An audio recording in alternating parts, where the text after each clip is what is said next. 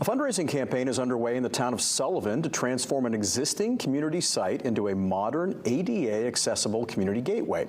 Connor Magliozzi has more. The Schoodic National Scenic Byway has applied for a federal grant worth $800,000 to build a visitor and recreation hub at the Sorrento-Sullivan Recreation Center. The idea of we need a visitor center that is the entrance to the Schoodic National Scenic Byway.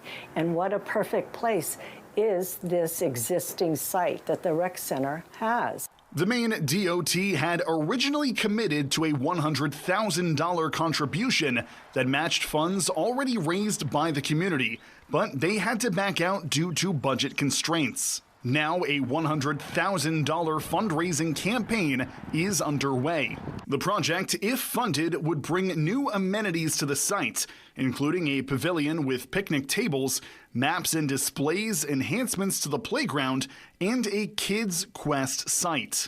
The newest Kid Quest at this site will be about the coastal forest, how all the different mosses and the lichens on the trees, and, you know, when you're out walking through the woods, of what you're going to discover around here that's unique for down east. You may see lupin or the wildflowers, lady slippers, things like that. Whatever is local in the area, people discover on this new Kids Quest walking path. Those behind the initiative believe that the gateway will not only serve as a community hub for local residents, but will also direct tourists through the town, boosting the local economy. This whole Schoodic region, and even going all the way down east to the Bold Coast National Scenic Byway, it just will provide that economic growth for all of us, the businesses, locals, everybody will benefit, and it'll be an improved beautification also.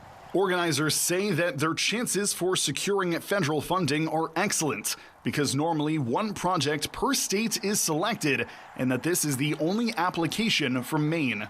If they are not selected, all money raised will go toward building a timber frame pavilion and landscaping at the Sorrento-Sullivan Recreation Center. Connor Magliozzi, WABI News, Sullivan.